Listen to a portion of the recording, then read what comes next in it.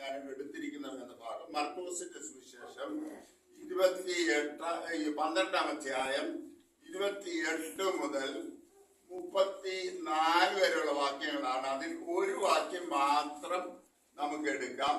32-33 വാക്യമാണ്. നീ ദൈവരാജ്യത്തോട് അകന്നവനല്ല എന്നുള്ളൊരു വാക്യമുണ്ട്. ആ വാക്യം ഒന്ന് എടുത്താൽ അവൻ 34 അടുത്താണ്. അവൻ ബുദ്ധിയോട് ഉത്തരം പറഞ്ഞു എന്ന് യേശു കണ്ടിട്ട് നീ ദൈവരാജ്യത്തോട് അകന്നവനല്ല എന്ന് പറഞ്ഞു. ശ്രദ്ധിക്കണേ, a man who is not far away from the kingdom of God. ദൈവരാജ്യത്തിൽ നിന്ന് അകലെ അല്ലാത്തതാണ് ഒരു മനുഷ്യൻ. അകലെ അല്ല എന്ന് പറഞ്ഞാൽ അവൻ അകത്താണോ? എന്റെ കൂടെ വരണേ. അകന്നവനല്ല എന്ന് പറഞ്ഞാൽ അവന്റെ രാജ്യത്തിനകത്താണോ? അതൊന്നും അല്ലെന്ന് ഉറക്കെ പറ. അല്ല. കാരണം ഞാൻ ഇവിടെ വന്ന് പുറത്ത് നിൽക്കുക, ഗേറ്റിന്റെ അപ്പുറത്തെ ഗേറ്റിന്റെ അവിടെ നിൽക്കുക. ഞാൻ ഈ ആലയത്തോട് അകന്നവനല്ല, അടുത്താ നിൽക്കുന്നത്. പക്ഷെ ഞാൻ ആലയത്തിനകത്താണോ? അല്ല. അങ്ങനെയാണെങ്കിൽ ഇവനെ സംബന്ധിച്ചിടത്തോളം നമുക്ക് നോക്കാം, ഈ ദൈവരാജ്യത്തോട് അകന്നവരല്ലാത്തവരാരാ? ഇവന്റെ പശ്ചാത്തലം നമുക്ക് നോക്കാം. കർത്താവിനെ ഇവനൊന്ന് പരീക്ഷിക്കാനായിട്ട് ഒരു ന്യായശാസ്ത്രി മുഖ്യ കൽപ്പന ഏത് എന്ന് ചോദിക്കുമ്പോൾ കർത്താവ് പറയുന്ന മറുപടി കൊണ്ട്, നിന്റെ ദൈവമായ കർത്താവിനെ നീ പൂർണ്ണ ഹൃദയത്തോടും പൂർണ്ണാത്മാവോടും പൂർണ്ണ ശക്തിയോടും പൂർണ്ണ മനസ്സോടും കൂടെ സ്നേഹിക്കണം, നിന്റെ കൂട്ടുകാരനെ നിന്നെ പോലെ തന്നെ സ്നേഹിക്കണം. ഇത് പറഞ്ഞ ഉടനെ അവൻ പറഞ്ഞു, ഈ കൽപ്പനകളൊക്കെ ഞാൻ ബാല്യം മുതൽ പ്രമാണിക്കുക. അമ്പടപനമേ, ഇതിൽ കൂടുതൽ ഇനി വല്ല യോഗ്യതയും വേണം?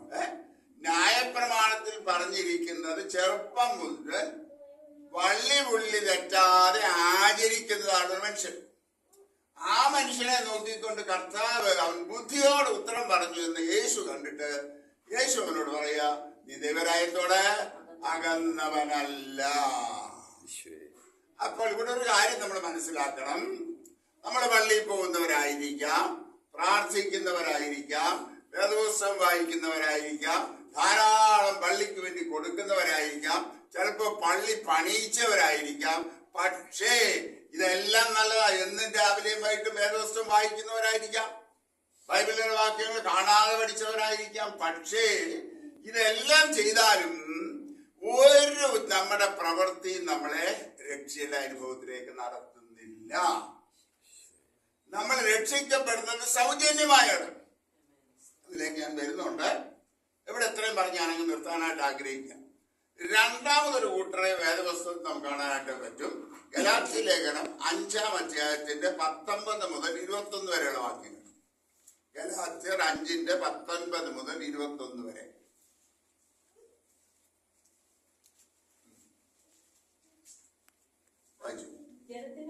ജഡത്തിന്റെ പ്രവൃത്തികളോ ദുർനടപ്പ്, അശുദ്ധി, ദുഷ്കാമം, വിഗ്രഹാരാധന, ആഭിചാരം, പക, പിണക്കം, ജാരശങ്ക, ക്രോധം, ശാഠ്യം, തൊന്നപക്ഷം, ഭിന്നത, അസൂയ, മദ്യപാനം, വെറിക്കൂത്ത് മുതലായവ എന്ന് വെളിവാക്കുന്നു. അടുത്ത വാക്യം ശ്രദ്ധിക്കണേ. ഈ വക പ്രവർത്തിക്കുന്നവർ ദൈവരാജ്യം അവകാശമാക്കുകയില്ല. Those who cannot inherit the kingdom of God. ദൈവരാജ്യത്തിൽ അവകാശികളാകാൻ കഴിയാത്തതാണ് ഒരു കൂട്ടം. ആരാ? കുറെ നീണ്ട ലിസ്റ്റുണ്ട്. അവിടെ ലിസ്റ്റിൽ ഒരു കാര്യം ശ്രദ്ധിച്ചാൽ, ഈ വ്യഭിചാരവും കൊലപാതകവും ഒക്കെ എവിടാ പറഞ്ഞേക്കുന്നത്? ലാസ്റ്റില. ആദ്യത്തെ എന്തൊക്കെയാ? ആദ്യത്തെ ലിസ്റ്റിൽ പകയുണ്ട്, പിണക്കമുണ്ട്, ക്രോധമുണ്ട്, ശാഠ്യമുണ്ട്. ഈ ശാഠ്യത്തിന്റെ അവിടെ ഞാനൊന്ന് നിന്നോട്ടെ. നമുക്ക് ശാഠ്യമുണ്ടോ? നമ്മൾ പിടിച്ച മുയലിന് അല്ലേ വലിയ നോമ്പുണ്ടോ? ഇല്ല. പക്ഷെ നമ്മള് പറയാ, ഞാൻ കണ്ടതാണ്. പിന്നെ നമ്മുടെ കുഞ്ഞുങ്ങൾക്ക് ചില കാര്യങ്ങൾ കിട്ടിയില്ലെങ്കിൽ എന്തോ ഒരു ശാഠ്യമാണ് അല്ലേ? നമ്മൾ ഒരേ കാര്യം 2 പ്രാവശ്യം പറഞ്ഞാൽ നമ്മുടെ കുഞ്ഞുങ്ങൾ കേൾക്കുമോ? കേൾക്കും. ഓ, നിങ്ങൾക്ക് വെറുതെ ടെൻഷൻ അടിച്ചിട്ട് വെപ്രാളം അടിച്ചിട്ട് ചുമ്മാ ഇരിക്കുന്നുണ്ടോ അല്ലേ? എന്താ ശാഠ്യം അല്ലേ? നമ്മുടെയൊക്കെ ജീവിതത്തിൽ നല്ലപോലെ ഉണ്ടായിരുന്നു. എന്റെ ജീവിതത്തിൽ നല്ലപോലെ ഉണ്ടായിരുന്നു. നിങ്ങളുടെ കാര്യം എനിക്കറിയത്തില്ല. ഒരുപാട് ശാഠ്യം പിടിച്ചിട്ടുണ്ട്. ഭക്ഷണം നല്ല രുചിയുള്ള ഭക്ഷണം അല്ലെങ്കിൽ പ്ലേറ്റ് ഇങ്ങനെ, കുഞ്ഞുങ്ങളാരും അനുകരിക്കല്ലേ, പ്ലേറ്റ് ഒരറ്റത്ത് നിന്ന് മറ്റേ അറ്റം വരെ പറക്കുവാനും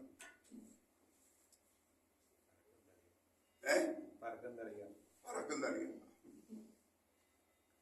വളരെ രുചിയായിട്ട് കിട്ടണം, തക്ക സമയത്ത് കിട്ടണം, ഞാൻ ആഗ്രഹിക്കുന്നത് കിട്ടണം. ഭയങ്കര വിരോധവും ശാഠ്യമായിരുന്നു. എന്റെ അമ്മച്ചി എനിക്കിപ്പോഴും ഓർമ്മയുണ്ട്. ഒരിക്കൽ എന്നോട് പറഞ്ഞു, ഞാനും എന്റെ സകല നിർബന്ധങ്ങളും സാധിപ്പിച്ചു കൊടുത്ത അവനെ വളർത്തിയത്. ഇങ്ങനുണ്ട് ശാഠ്യം അല്ലേ? ഇന്ന് കുഞ്ഞുങ്ങൾക്കൊക്കെ ശാഠ്യമാ അല്ലേ? ഈ മാളിലോട്ടൊന്ന് കയറിയാൽ അവിടെ ഇരിക്കുന്ന സകല മുട്ടായികളും വാങ്ങിച്ചു കൊടുത്തില്ലെങ്കിൽ പിള്ളേരെ അപ്പനെ അമ്മയെ അടിക്കും, അവിടെ കിടന്ന് ഉരുളും, ഇല്ലാത്ത സീന് മുഴുവൻ ഉണ്ടാക്കും. നാണക്കേട് ഓർത്തിട്ട് മേടിച്ചു. ശാഠ്യമുള്ളൊരു തലമുറയായി ഇന്ന് നമ്മൾ ആയിരിക്കുന്ന കാലഘട്ടം എന്ന് പറയും. പ്രിയ കുഞ്ഞുങ്ങളെ, ഞാൻ നിങ്ങളോട് പറയട്ടെ, ഒരു കാര്യത്തിൽ നിങ്ങൾ ശാഠ്യം പിടിക്കരുത്. ശാഠ്യം ദൈവത്തിൽ നിന്നുള്ളതല്ല. പഴയ നിയമത്തിൽ 1 ശമൂവേൽ പുസ്തകത്തിലൊരു വാക്യമുണ്ട്, ശാഠ്യം വിദ്യാപൂജയും വിഗ്രഹാരാധനയും. ആലോചിച്ചോണം. നിങ്ങൾ വേണമെങ്കിൽ വിഗ്രഹാരാധന ഇല്ല, പക്ഷെ ശാഠ്യം ഉണ്ടെങ്കിൽ അത് വിഗ്രഹാരാധനയോട് തുല്യമാണെന്ന് ദൈവത്തിന്റെ വചനം പറയുന്നു. ഞാനല്ലേ? മാറ്റമില്ലാത്ത ദൈവത്തിന്റെ വചനം പറയുന്നു. അങ്ങനെയാണെങ്കിൽ ഈ ശാഠ്യം, പക, പിണക്കം, നമുക്കൊക്കെ ലിസ്റ്റിൽ കൊണ്ട കുറെ പാപങ്ങളുണ്ട് അല്ലേ? കൊലപാതകം, ഓ എന്തൊരു വലിയ പാപം. വ്യഭിചാരം, എന്തൊരു വലിയ പാപം. പക്ഷെ നമ്മൾ എന്തെങ്കിലും കോപിച്ചാലോ, നമുക്ക് ശാഠ്യം ഉണ്ടെങ്കിലോ നമ്മൾ എന്താ പറയും? പണ്ടൊക്കെ ഈ ബന്ധുസഭകളിലൊക്കെ ചെന്നാൽ ഒരു സാക്ഷി പറച്ചിലുണ്ട്. എനിക്കത് ഇത്രയും കണ്ടുകൂടാത്തൊരു സാധനം വേറെ ഇല്ല അല്ലേ? സാക്ഷി പറയാന്ന് പറയുമ്പോ എഴുന്നേറ്റ് നിന്ന് എന്നെ സന്തോഷിപ്പിച്ച ഒരു വാക്യം വായിച്ചുകൊണ്ട് ഞാൻ ഇരുന്നോളാന്ന് പറഞ്ഞുകൊണ്ട് സന്തോഷിപ്പിച്ച ഒരു വാക്യം ഒന്ന് വായിക്കും. പിന്നെ കഴിഞ്ഞ ആഴ്ച എനിക്കൊരു ബലഹീനതയുണ്ടായി, നിങ്ങളെല്ലാം എനിക്ക് വേണ്ടി പ്രാർത്ഥിക്കണം. അപ്പോ നമ്മുടെ വിശ്വാസികൾ പാപം ചെയ്ത ബലഹീനത, അല്ലാത്തവൻ പാപം ചെയ്താലോ മുഴുത്ത പാപം അല്ലേ? പ്രിയമുള്ളവരെ, ഒരു കാര്യം നമ്മൾ ഓർക്കണം, ഇത് ദൈവവചനമാണ് നമ്മുടെ അടിസ്ഥാനം. ഈ ലോകമല്ല നമ്മുടെ അടിസ്ഥാനം. നമ്മുടെ കൂടെ ജോലി ചെയ്യുന്നവരല്ല നമ്മുടെ അടിസ്ഥാനം. നമ്മുടെ കൂടെ പഠിക്കുന്നവരല്ല നമ്മുടെ അടിസ്ഥാനം. നമ്മൾ ഓരോ ദിവസം കണ്ടുമുട്ടുന്നവരല്ല നമ്മുടെ അടിസ്ഥാനം. നമ്മുടെ അടിസ്ഥാനം മാറ്റമില്ലാത്ത ദൈവത്തിന്റെ വചനമാണ്. Hallelujah, hallelujah. അതിനോടൊന്നും കൂട്ടിച്ചേർക്കാനും കുറയ്ക്കാനും നമുക്ക് അവകാശമില്ല. ഞാനിങ്ങനാന്ന് പറഞ്ഞാൽ വചനത്തിനനുസരിച്ച് ജീവിച്ചില്ലെങ്കിൽ പൊന്നു മക്കളെ, പ്രിയ വിശ്വാസികളെ, നമ്മൾ ദൈവരാജ്യത്തിൽ എത്തത്തില്ല. നിങ്ങളെന്ന് ന്യായം വിധിക്കാൻ ഞാൻ ആരുമല്ല, വചനത്തിന്റെ അടിസ്ഥാനത്തിൽ ഞാൻ പറയാം. അതുകൊണ്ട് ദൈവരാജ്യം അവകാശമാക്കാത്തവരുടെ കൂട്ടത്തിൽ നമ്മൾ ആകരുത്. അപ്പോൾ ഇവിടെ ഇരിക്കുന്ന ചിലരുടെ മനസ്സിലെങ്കിലും ഒരു സംശയമുണ്ട്, ഞാൻ രക്ഷിക്കപ്പെട്ടു, തീരുമാനമെടുത്തു, സമർപ്പിച്ചു, പ്രാർത്ഥിച്ചു, പിന്നെയും ഞാൻ തെറ്റുകൾ വീഴു പോകുന്നുണ്ടല്ലോ. നമ്മളിപ്പോ ദാവീദിന്റെ സങ്കീർത്തനമാണ് നമ്മൾ ചിന്തിച്ചത് അല്ലേ? ദാവീദിന്റെ ഏറ്റവും വലിയ ഗുണം എന്തുവായിരുന്നു? അവൻ വ്യഭിചാരം ചെയ്തതാ. എങ്ങനെ വ്യഭിചാരം? വളരെ പർപ്പസ്ഫുൾ ആയിട്ട്, കാൽക്കുലേറ്റഡ് ആയിട്ട് വ്യഭിചാരം ചെയ്തു, കാൽക്കുലേറ്റഡ് ആയിട്ട് കൊലപാതകം ചെയ്തു. എന്നിട്ടും അവൻ ഏറ്റു പറഞ്ഞു. 1 വർഷം കഴിഞ്ഞ് ദൈവം തമ്പുരാൻ വെയിറ്റ് ചെയ്തു. 1 വർഷം കഴിഞ്ഞിട്ടും ദാവീദിന് കുലുക്കമില്ലെന്ന് കണ്ടപ്പോൾ ദൈവം തമ്പുരാൻ നാഥാൻ പ്രവാചകനെ അങ്ങോട്ട് പറഞ്ഞു. നാഥാൻ പ്രവാചകൻ ചെന്ന് രാജാവെ, ആ മനുഷ്യൻ നീ തന്നെ എന്ന് പറഞ്ഞപ്പോൾ ദൈവസന്നിധിയിൽ കെട്ടിയിലും വെണ്ണീരിലും കിടന്ന്, ദൈവമേ, ഞാൻ നിന്നോട് തന്നെ പാപം ചെയ്തു എന്ന് പറഞ്ഞ് ദൈവസന്നിധിയിൽ അനുദപിക്കുന്ന ഒരു ദാവീദ്. Hallelujah, hallelujah. അതുകൊണ്ടാ ദാവീദ് എന്റെ ഹൃദയപ്രകാരമുള്ള മനുഷ്യനെന്ന് ദൈവം പോലും ദാവീദിന് സർട്ടിഫിക്കറ്റ് കൊടുത്തു. ആർക്കാ? നീതിമാനല്ല. സർട്ടിഫിക്കറ്റ് കൊടുത്തത് ദാവീദിനാ. കൊലപാതകൻ, വ്യഭിചാരം ചെയ്തവൻ. അവനെ കുറിച്ച് ദൈവം പറയാ, എന്റെ ഹൃദയത്തിൽ ആലോചനകളൊക്കെ നിവർത്തിക്കുന്നവൻ, എന്റെ ഹൃദയപ്രകാരമുള്ള മനുഷ്യൻ. കാരണം അവൻ തെറ്റ് ചെയ്താൽ ദൈവസന്നിധിയിൽ കമലിന്റെ വീട് കടന്ന് കരഞ്ഞപ്പാ ഞാൻ തെറ്റിപ്പോയെന്ന് പറഞ്ഞ് അപ്പന്റെ അടുക്കലേക്ക് മടങ്ങി വരുന്ന ഒരു ഹൃദയം അവനുണ്ടായിരുന്നു. ഹല്ലേലൂയ. പ്രിയമുള്ളവരെ, ഈ ഒരു ഹൃദയം നമുക്കുണ്ടാകണം. നിങ്ങളോട് പ്രസംഗിക്കുന്നത് ഞാൻ ഇന്ന് പൂർണ്ണനല്ല. ഞാൻ പൂർണ്ണനായ പിന്നെ ആരായി? ദൈവത്തെക്കൊണ്ടായി അല്ലേ? പിന്നെ ഓരോരുത്തരോടും ഞാൻ ചോദിക്കണം, ഞാൻ പൂർണ്ണനാണെന്ന് പറയാൻ ധൈര്യമുള്ള ആരുണ്ട്? വചനത്തിന്റെ അടിസ്ഥാനത്തിൽ ഞാൻ ചോദിക്കും. ആരും പൂർണ്ണരൊന്നുമല്ല, കുറവുള്ള ബലഹീനതയുള്ളവരാ. പക്ഷേ അവന്റെ പുത്രനായ യേശുവിന്റെ രക്തം സകല പാപം പോക്കി നമ്മെ ശുദ്ധീകരിക്കുന്നതായി നമ്മുടെ സമീപമുണ്ട്. ഹല്ലേലൂയ. അതാ നമ്മുടെ ധൈര്യം. അങ്ങനെയാണെങ്കിൽ ഇതിന് മൂന്നാമതൊരു കൂട്ടർ വേണമല്ലോ. ആദ്യത്തെ കൂട്ടർ ദൈവരാജ്യത്തോട് അകന്നവരല്ല. രണ്ടാമത്തെ കൂട്ടർ ദൈവരാജ്യത്തിൽ പ്രവേശിക്കാത്തവർ. അങ്ങനെയാണെങ്കിൽ ദൈവരാജ്യത്തിൽ ആരാണെന്ന് അറിയണമല്ലോ. ഈ ദൈവരാജ്യം എന്ന് പറഞ്ഞാൽ എന്തോ? ഞാൻ കടിച്ച പൊട്ടാത്ത തിയോളജി ഒന്നും അല്ല പറയുന്നത്. ദൈവരാജ്യം എന്ന് പറഞ്ഞാൽ എന്താ? ചിത്തിര തിരുനാൾ രാജാവ് തിരുവിതാംകൂർ ഭരിച്ചിരുന്ന സമയത്ത് ചിത്തിര തിരുനാൾ രാജാവിന്റെ രാജ്യം എന്ന് പറഞ്ഞതായിരുന്നു തിരുവിതാംകൂർ അല്ലെ? അപ്പോൾ ഒരു രാജാവിന്റെ രാജ്യം എന്ന് പറയുന്ന ഏതാണ്? കയറി വന്നേ. രാജാവ് എവിടെ രാജാവായി വാഴുന്നുവോ, അഥവാ രാജാവിന്റെ കർത്തൃത്വം അഥവാ രാജ്യത്വം എവിടെയെല്ലാം അംഗീകരിക്കപ്പെടുന്നുവോ അവിടെയാണ് രാജാവിന്റെ രാജ്യത്വം. ഞാൻ പറഞ്ഞത് ശരിയാണോ? ആണോ അല്ലയോ എന്ന് പറയാം. അല്ലേ? അങ്ങനെയാണെങ്കിൽ ദൈവരാജ്യം എന്ന് പറയുന്നത് എന്താ? ദൈവരാജ്യം എന്ന് പറയുന്നത് ദൈവം എവിടെയാണോ കർത്തൃത്വം നടത്തുന്നത്, ദൈവം എവിടെയാണോ രാജാതിരാജാവും കർത്താതികർത്താവുമായി വാഴുന്നത്, അവിടെയാണ് ദൈവരാജ്യം. അതുകൊണ്ടാണ് ലൂക്കോസിന്റെ സുവിശേഷം 17-ാം അധ്യായത്തിന്റെ 21-ാം വാക്യം നമുക്കൊന്ന് കേൾക്കാം.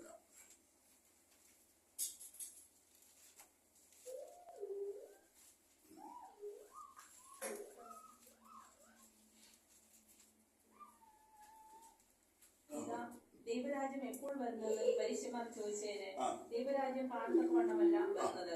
ഇതാ ഇവിടെയെന്നും അതാ അവിടെയെന്നും പറയുകയുമില്ല.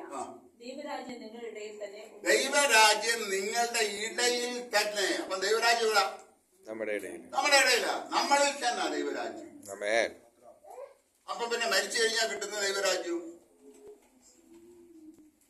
നാം ഈ ലോകത്തിൽ വെച്ച് തന്നെ നമുക്ക് അനുഭവമാക്കാൻ കഴിയുന്ന ഒരു അനുഭവമാണ് ദൈവരാജ്യം എന്ന് പറയുന്നത്. അതിന്റെ ഫൈനൽ ക്ലൈമാക്സ് ആണ് നാം മരിച്ചവന്റെ സന്നിധിയിൽ ചെല്ലുമ്പോൾ യുഗായുഗമായി നാം കർത്താവിനോടുകൂടി വാഴുന്ന അനുഭവം എന്ന് പറയുന്നത്. അതതിന്റെ ക്ലൈമാക്സ് ആണ്. പക്ഷെ ദൈവരാജ്യം ഇവിടെ നമ്മളിൽ തുടങ്ങിയില്ലെങ്കിൽ എവിടെയില്ല, നമ്മുടെ മരണശേഷവും ഇല്ല. അപ്പൊ ഇവിടെയാണ് തുടങ്ങേണ്ടത്. Kingdom of God should begin here only. ഇവിടെ തുടങ്ങണം. അത് ഇവിടെ തുടങ്ങാതെ മരണശേഷമുള്ള നിത്യജീവൻ വിളിക്കണ്ട മോനെ, ഉച്ചമോൻ അവിടെ വിളിക്കണം. ഇവിടെ ദൈവരാജ്യം നമ്മളിൽ ആരംഭിച്ചിട്ടില്ലെങ്കിൽ മരണശേഷവും ദൈവരാജ്യത്തിൽ നമുക്ക് പ്രവേശിക്കാൻ സാധ്യമല്ല. ഇനി ദൈവരാജ്യം ആരംഭിക്കുന്നതിനുള്ള വചനത്തിൽ എന്താ പറയുന്നത്? റോമർക്ക് എഴുതിയ ലേഖനം 10-ാം അധ്യായത്തിന്റെ 9-ാം വാക്യം. റോമർ 10:9. യേശുവിനെ കർത്താവെന്ന് വായ് കൊണ്ട് ഏറ്റുപറയുകയും ദൈവം അവനെ മരിച്ചവരിൽ നിന്ന് ഉയർത്തെഴുന്നേൽപ്പിച്ചു എന്ന് ഹൃദയം കൊണ്ട് വിശ്വസിക്കുകയും ചെയ്താൽ നീ രക്ഷിക്കപ്പെടും. അപ്പോൾ ഒന്നുകൂടെ ഒന്ന് വായിച്ചേ. യേശുവിനെ കർത്താവെന്ന് വാ കൊണ്ട് ഏറ്റു പറയണം, ദൈവം അവനെ മരിച്ചവരിൽ നിന്ന് ഉയർത്തെഴുന്നേൽപ്പിച്ചു എന്ന് ഹൃദയം കൊണ്ട് വിശ്വസിക്കണം. അപ്പൊ രണ്ട് കാര്യങ്ങളാണ്. ഒന്ന്, ദൈവം യേശുക്രിസ്തുവിനെ മരിച്ചവരിൽ നിന്ന് ഉയർത്തെഴുന്നേൽപ്പിച്ചു എന്ന് നീ ഹൃദയം കൊണ്ട് വിശ്വസിക്കണം. രണ്ട്, യേശുക്രിസ്തു എന്റെ കർത്താവാണ്, എന്റെ ദൈവമാണ്, എന്റെ രക്ഷകനാണ്, എന്റെ ജീവിതത്തിന്റെ അധിപതിയാണെന്ന് ഞാൻ വാ കൊണ്ട് ഏറ്റു പറയുമ്പോൾ ദൈവരാജ്യം എന്നിൽ നിങ്ങളിലും ആരംഭിക്കുകയാണ്. അവിടെ ദൈവരാജ്യം ആരംഭിക്കും. അതുകൊണ്ട് നമ്മൾ പറയുന്നത് ആ അനുഭവത്തെ കുറിച്ചാണ് നമ്മൾ എന്ത് പറയുന്നത്? രക്ഷിക്കപ്പെടുക, born again, വീണ്ടും ജനിക്കുക, ഇങ്ങനെയുള്ള വാക്കുകളെല്ലാം ഇതിനെ ഉദ്ദേശിക്കാം. അപ്പൊ ദൈവരാജ്യം എന്ന് പറയുന്ന വാസ്തവത്തിൽ എന്താ? ഒരു ഐഹിക. അതുകൊണ്ട് കർത്താവ് പറഞ്ഞു എന്റെ രാജ്യം ഐഹികമല്ല, ഇറ്റ്സ് ആൻ എക്സ്പീരിയൻസ്. ഇനി നമുക്ക് വീണ്ടും ഒരു വാക്യത്തിലേക്ക് വരാം. റോമർക്ക് എഴുതിയ ലേഖനം 14-ാം അധ്യായത്തിന്റെ 17-ാം വാക്യം.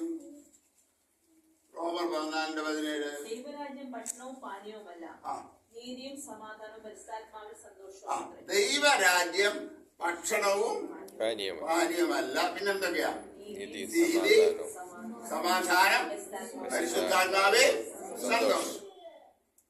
ദൈവരാജ്യം ഭക്ഷണവും പാനീയവും അല്ലെന്ന് പറയാൻ കാര്യം എന്താണ്? മുസ്ലിംസിന്റെ വിശ്വാസം നിങ്ങൾക്ക് എത്ര പേർക്ക് അറിയാമെന്ന് എനിക്ക് അറിഞ്ഞില്ല. മുസ്ലിംസിന്റെ വിശ്വാസം അനുസരിച്ച്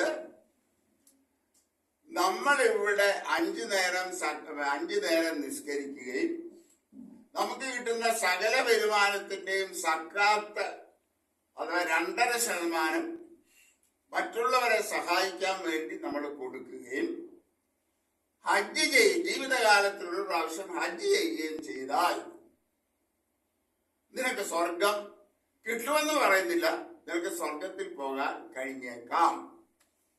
അങ്ങനെ നീ സ്വർഗത്തിൽ ചെല്ലുമ്പോൾ അവിടെ എന്തൊക്കെ ഉണ്ടെന്ന് ചോദിച്ചാൽ അവിടെ മനോഹരങ്ങളായ ഹൂർലിങ്ങളുണ്ട്, ദൈവ സ്ത്രീകളുണ്ട്. ആ സ്ത്രീകളെ നിങ്ങൾക്ക് ഭാര്യമാരായി എടുക്കാം. ഇതാ വാസ്തവത്തിൽ ടെററിസ്റ്റ് ഇവരെ പറഞ്ഞു പഠിപ്പിക്കുന്നത്. അപ്പൊ ഈ ടെററിസ്റ്റ്, ഈ ISI ഇവരൊക്കെ ചെയ്യുന്ന എന്താണെന്ന് ചോദിച്ചാൽ അവരെ പറഞ്ഞു പഠിപ്പിച്ചിരിക്കുന്നത് കുറെ പേരെ കൊന്നു കഴിഞ്ഞാൽ നിനക്ക് അവിടെ ചെല്ലുമ്പോൾ എന്ത് കിട്ടും? എത്ര പേരെ ചെന്നോ അത്രയും സുന്ദരികളെ നിനക്ക് അവിടെ ഭാര്യമാരായി കിട്ടും. ആലോചിച്ചു. പിന്നെ ഇവിടെ വെച്ച് നീ മദ്യം ഉപയോഗിക്കാൻ പാടില്ല, പക്ഷെ അവിടെ ചെന്നാൽ ഇങ്ങനെ മദ്യം ഇങ്ങനെ ഒഴുകും. നിനക്ക് ഇഷ്ടം പോലെ ഏത് ബ്രാൻഡ് വേണമെങ്കിലും കുടിക്കാം.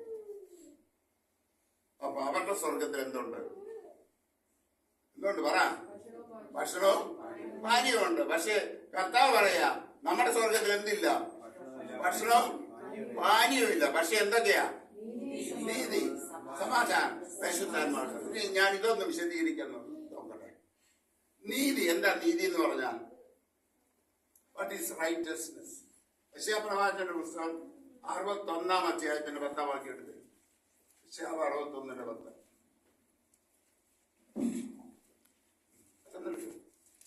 എടുത്തോരെങ്കിലും വായിച്ചു, ഉറക്കം വായിക്കണമെന്ന് മാത്രം. യെശയ്യാവ് 61:10. ഞാൻ യഹോവയിൽ ഏറ്റവും ആനന്ദിക്കും, എന്റെയുള്ള എന്റെ ദൈവത്തിൽ ഘോഷിച്ചുല്ലസിക്കും. മണവാളൻ തലപ്പാവ് അണിയുന്നത് പോലെയും മണവാട്ടി ആഭരണങ്ങളാൽ തന്നെത്താൻ അലങ്കരിക്കുന്നത് പോലെയും അവൻ എന്നെ രക്ഷാവസ്ത്രം ധരിപ്പിച്ച് നീതി എന്ന അങ്കി എന്നെ ഇടിവിച്ചിരിക്കുന്നു.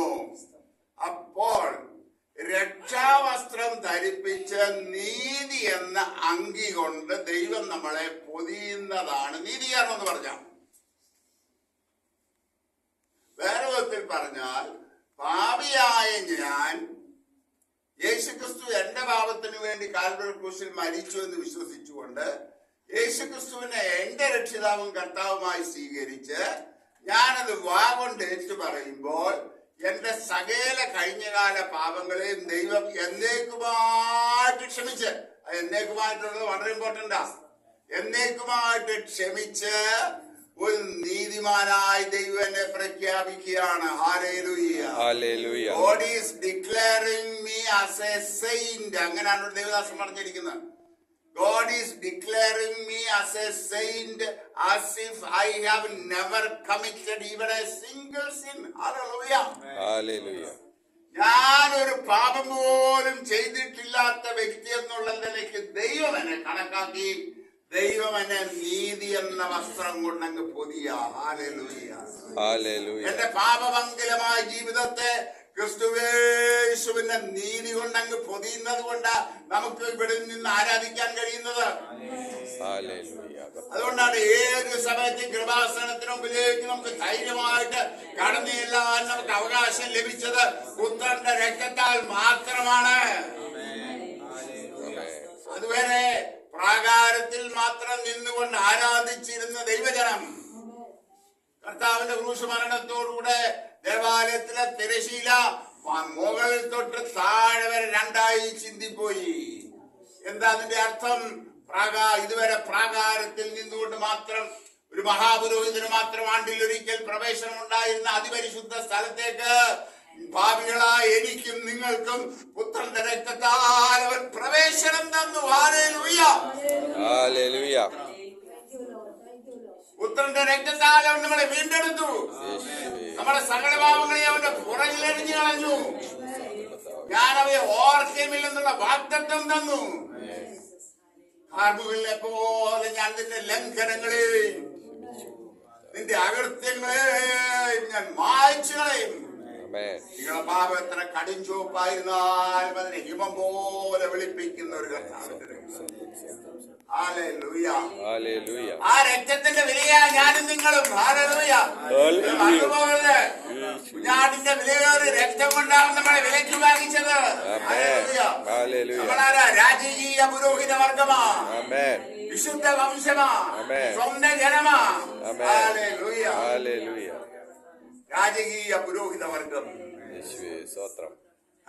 നമ്മൾ ഓരോരുത്തരുടെ രാജകീയ പുരോഹിത വർഗമാ എന്ന് പറഞ്ഞാൽ ഒരു പുരോഹിതന്റെ ശുശ്രൂഷ എന്താ? അവൻ ദൈവസന്നിധിയിൽ ഇടപെടാതെ നിന്ന് മധ്യസ്ഥ വഹിക്കുന്നവനാണ് ഒരു പുരോഹിതൻ. ദൈവം നമ്മളെ വിളിച്ചത് ഈ ദേശത്തിന് വേണ്ടി ഇരുവിൽ നിന്നോട്ട് കരയാൻ. നമ്മുടെ മക്കളെ IAS-കാരും IPS-കാരും ഉന്നതമായ നിലയിൽ എത്തിക്കണമെന്ന് പ്രാർത്ഥിക്കണ്ടെന്ന് പറയുന്നില്ല. പക്ഷെ അതിനേക്കാൾ ഭാരത്തോടെ ഈ ദേശത്തിന് വേണ്ടി ഇടിവിൽ നിന്നുകൊണ്ട് പ്രാർത്ഥിക്കാനാണ് ദൈവം തന്നെ വിളിച്ചിരിക്കുന്നത്. നമ്മൾ രക്ഷിക്കപ്പെട്ടു, എന്റെ കുടുംബം രക്ഷിക്കപ്പെട്ടു, ഞങ്ങളെല്ലാം സ്വർഗത്തിൽ പോകും. പാസ്പോർട്ടും വിസ എല്ലാം അടിച്ചിരിക്കുക സ്വർഗത്തിൽ പോകാൻ. പക്ഷേ അങ്ങ് ചെല്ലുമ്പോൾ മറ്റുള്ളവരുടെ കണക്കുകൂടെ നമ്മൾ കൊടുക്കേണ്ടി. സുവിശേഷം മറ്റുള്ളവരോട് അറിയിക്കാനുള്ള വലിയ ചുമതല ദൈവം നമ്മളെ ദേശത്തിന് വേണ്ടി കരയാനുള്ള ചുമതല ദൈവം നമ്മളെ ഏൽപ്പിച്ചിരിക്കുക. എത്രയോ ആളുകളാ ഇടം കൈ വലം കൈ തിരിച്ചറിയാതെ പാപത്തെ പച്ചവെള്ളം പോലെ കുടിച്ചുകൊണ്ട് നിത്യനാശത്തിലേക്ക് അനേകര് പോകുമ്പോൾ എനിക്ക് നിങ്ങൾക്ക് മാറിയിരുന്ന് പാട്ടുപാടി ആരാധിപ്പാൻ മാത്രം വിളിക്കപ്പെട്ടവരല്ല നാം. നമ്മളായിരിക്കുന്ന സ്ഥാനത്ത് കർത്താവിന്റെ സാക്ഷികളായി നിൽക്കണം. നമ്മുടെ വാക്കുകൊണ്ടും നമ്മുടെ പ്രവർത്തനങ്ങൾ കൊണ്ടും നമ്മൾ ഒരു രക്ഷിക്കപ്പെട്ട പൈതലാണ്, ഒരു വിശ്വാസിയാണെന്ന് മറ്റുള്ളവർക്ക് ബോധ്യം വരുത്തുന്ന വിധത്തിലായിരിക്കണം നമ്മുടെ ജീവിതം. പണ്ട് പറഞ്ഞു കേട്ടിട്ടുണ്ട്, എന്നെ കണ്ടാൽ കിണ്ണം കട്ടവനാണെന്ന് തോന്നല്ലേ, അല്ലേ ബ്രദറെ? അല്ലേ? എന്ന് പറഞ്ഞാൽ നമ്മുടെയൊക്കെ നടപ്പ് കണ്ടാൽ ഒക്കെ നമ്മുടെ പേരൂടൊന്ന് മാറ്റി ക്രിസ്ത്യാനിയാന്ന് ആരും അറിയാത്ത വിധത്തിൽ എങ്ങനെയും ഇതിന്റെ ഇടയ്ക്കൂടെ അങ്ങ് ജീവിച്ചു പോകണം, അല്ലേ? അതിനല്ല ദൈവം നമ്മളെ വിളിച്ചത്. We have to stand firm for the Lord. We have to keep our testimony among others with whom we are working. നമ്മൾ ഇടപെടുന്നവരോട്, നമ്മൾ ജോലി ചെയ്യുന്ന സ്ഥാനത്ത്, നമ്മൾ എവിടെയായിരുന്നാലും ഇവരൊരു വിശ്വാസിയാണെന്ന് പറയാൻ മറ്റുള്ളവർ നമ്മളെ കുറിച്ച് പറയാനിടയായി ചെയ്യുന്നില്ല. ഇങ്ങോട്ട് വന്നപ്പോൾ ഒരു രസകരമായ അനുഭവം ഉണ്ടായി. ബിജു ബ്രദറെ വരും പിക്കപ്പ് ചെയ്യുന്ന വിചാരിച്ചായിരുന്നു. പക്ഷെ അവർ ലേറ്റ് ആവുന്നുള്ളതുകൊണ്ട് ബിജു ബ്രദർ തന്നെ ഒരു യൂബർ അറേഞ്ച് ചെയ്ത് വന്നു. ഇവിടെ വന്ന് 190, ഞാൻ ചോദിച്ചു മോനെ എത്ര രൂപ? 197 രൂപ. അപ്പൊ ഞാൻ 500 രൂപ കൊടുത്തു. അവൻ എനിക്ക് 400 രൂപ, ഞാൻ പറഞ്ഞു 200 എടുത്തിട്ട് ബാക്കി തന്നാ 400 രൂപ തിരിച്ചു തന്നു. 400 രൂപ നമ്മളെന്തോ സ്തോത്രം പറഞ്ഞു. രാവിലെ തമ്പുരാൻ വലിയ നന്മ ചെയ്തു, അല്ലേ? അവരെനിക്ക് തന്നതാ. ഞാൻ പറഞ്ഞു മോനെ 400 ഉണ്ടടാ, 300 അല്ല തരണ്ടു. അന്നേരം അവർ ബോധം വന്നു. അപ്പൊ പറഞ്ഞത് ശരിയാ. ഞാൻ ചോദിക്കട്ടെ, അവൻ എന്നെ കുറിച്ച് എന്ത് മനസ്സിൽ ചിന്തിച്ചു കാണും? ഞാൻ നേരിട്ടാന്ന് പറയാനില്ല, ഇപ്പം നടന്ന സംഭവമായതുകൊണ്ട് ഞാൻ പറഞ്ഞു. ഓരോ സ്ഥാനത്തും we have to keep our testimony. നമ്മുടെ സാക്ഷ്യം നിലനിർത്തണം. നമ്മുടെ വാക്കിൽ, നമ്മുടെ ഇടപാടിൽ, നമ്മുടെ ജീവിത രീതിയിൽ എല്ലാം നമ്മൾ സാക്ഷ്യം നിലനിർത്തുന്നവരായിരിക്കണം. ഞാൻ മുമ്പോട്ട് പോകട്ടെ. പ്രിയമുള്ളവരെ, കൃപയാൽ നാം രക്ഷിക്കപ്പെട്ടു. പക്ഷെ കൃപ എന്ന് പറഞ്ഞാൽ ഇറ്റ് വാസ് നോട്ട് ചീപ്പ്. കൃപ വില പറഞ്ഞാന്നോ? ആണോ? നമ്മളെ ദൈവകൃപയിലേക്ക് നടത്താൻ സ്വന്തം പുത്രനെ കാൽവരിയിൽ തകർത്താ ദൈവം തന്നത്. എപ്പോഴും നമ്മൾ ആരാധിക്കുമ്പോൾ ഓർത്തോണം, കർത്താവേ എന്റെ പ്രാർത്ഥനയ്ക്കൊന്നും മറുപടി കിട്ടിയില്ലെന്ന് പറഞ്ഞ് പരാതി വരാനില്ല. കർത്താവേ, സ്വന്തം പുത്രനെ ആദരിയാതെ എനിക്ക് വേണ്ടി കാൽവരിയിൽ തകർത്ത് എനിക്ക് രക്ഷയുടെ സന്തോഷം തന്നല്ലോ. നിത്യജീവൻ എന്നെ അവകാശിയാക്കി തീർത്തല്ലോ. ഈ ലോകത്തിൽ എനിക്ക് കഷ്ടതയുണ്ട്, രോഗമുണ്ട്, ദുഃഖമുണ്ട്, പ്രയാസങ്ങളുണ്ട്, എതിർപ്പുകളുണ്ട്, പ്രതികൂലങ്ങളുണ്ട്. പിടിച്ചു നിൽക്കാൻ വളരെ പ്രയാസം. പക്ഷെ ഓർത്തോണം, നമ്മൾ വെളിപ്പെടുവാനുള്ളൊരു തേജസ്സുണ്ട്. ഹല്ലേലൂയ. അതുകൊണ്ട് അപ്പോസ്തലൻ പറയുന്നത്, നമ്മൾ വെളിപ്പെടുവാനുള്ള തേജസ് വിചാരിച്ചാൽ ഈ ലോകത്തിലെ കഷ്ടങ്ങൾ സാരമില്ലെന്നു.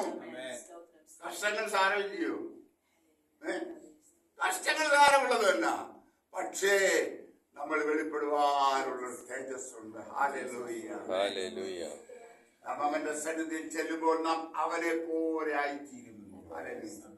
നമ്മൾ പാടി, 7 നിലവിളക്കിൻ നടുവിൽ ശോഭ പൂർണ്ണനായി മാനത്ത് പൊൻകച്ച കെട്ടിയവൻ, ചുറ്റുവഴിപ്പിച്ച വെള്ളോട്ടിൽ സദൃശമായി കാലുകളുള്ളവൻ, ഒരു വെള്ളത്തിന്റെ ഇരച്ചിൽ പോലെ ശബ്ദമുള്ളവൻ, 7 നക്ഷത്രം മലങ്കരങ്ങളിൽ പിടിച്ചവൻ, 7 നിലവിളക്കട നടുവിൽ ഉലാവുന്നവനെ പോലെ ഞാനും നിങ്ങളുമായി തീരുമെന്ന് മാറ്റമില്ലാത്ത ദൈവത്തിന്റെ വചനം പറയുന്നു. ഹല്ലേലൂയ.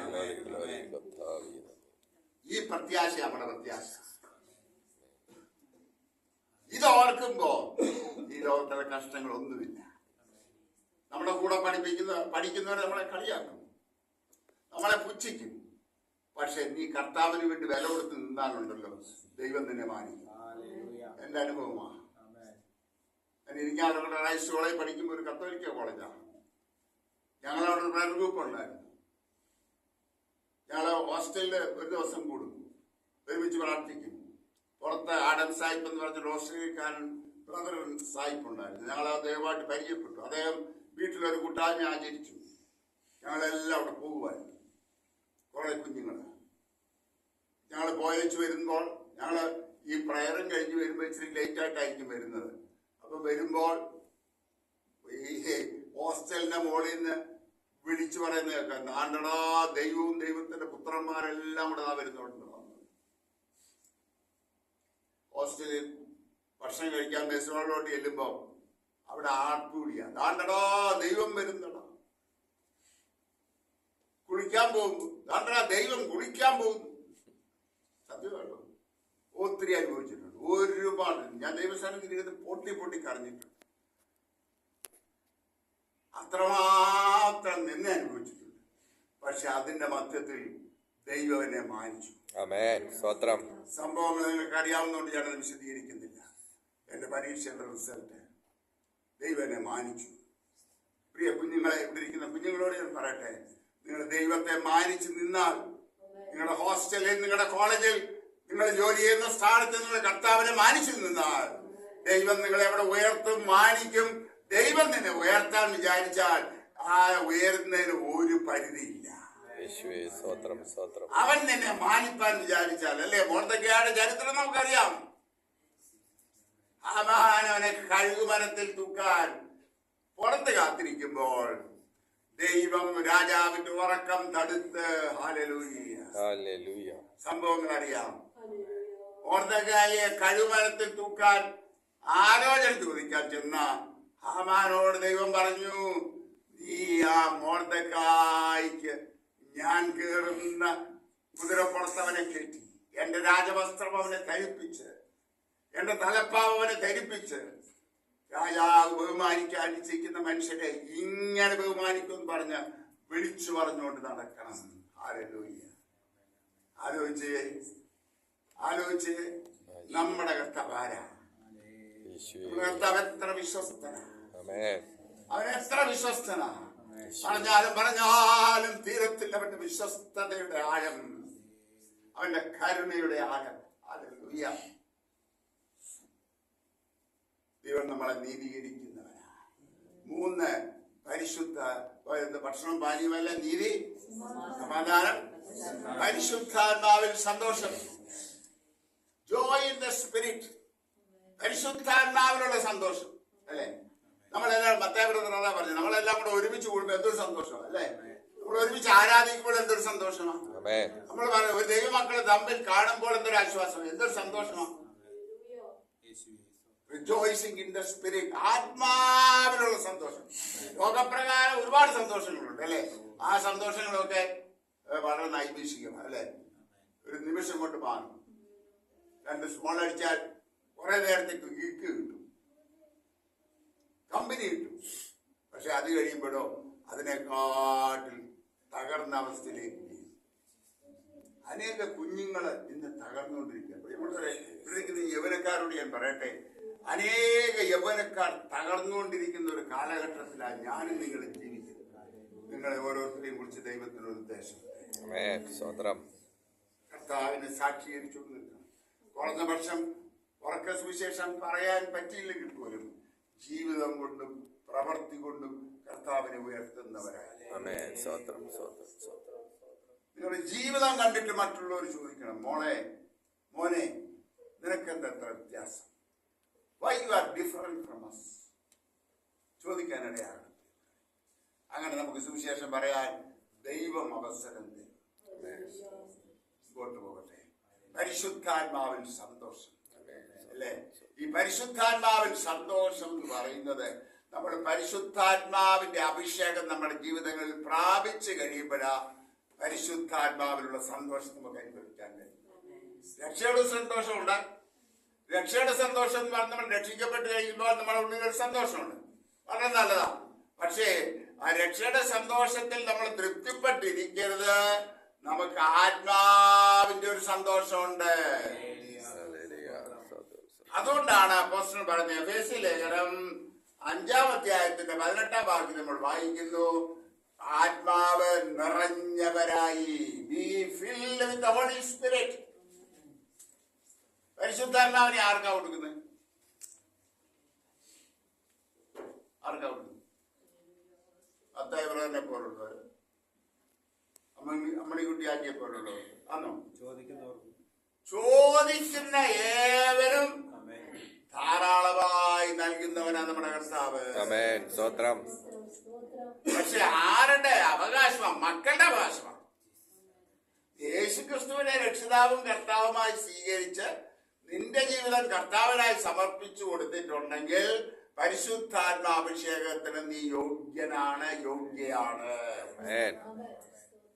ചോദിച്ചു വാങ്ങിക്കണം. യാചിപ്പീൻ എന്നാൽ നിങ്ങൾക്ക് കിട്ടും. ചിലർ എന്നോട് പറഞ്ഞിട്ടുണ്ട്, സാറേ എനിക്ക് പരിശുദ്ധാത്മാഭിഷേകം പ്രാപ്തി വിരോധമൊന്നുമില്ല, കർത്താവ് തരികയാണെന്ന് ഞാൻ വാങ്ങിച്ചോളാം. വ്യവസ്ഥയില്ല. കർത്താവ് തരുമ്പോൾ പരിശുദ്ധാത്മാഭിഷേകം പ്രാപിക്കാതിരുന്നാൽ നീ മരിക്കുന്നവ വരെ പരിശുദ്ധാത്മാഭിഷേകം പ്രാപിക്കാൻ പോകുന്നില്ല. ചോദിക്കണം. ചോദിക്കുന്നവന് ധാരാളമായി നൽകുന്നവനാ. ബലാത്കാരികൾ ദൈവരാജ്യം അവകാശമാക്കുന്നു. പരിശുദ്ധാത്മാവിനാൽ നിറയപ്പെടാനുള്ള ഒരു വാഞ്ച, ഒരു ദാഹം.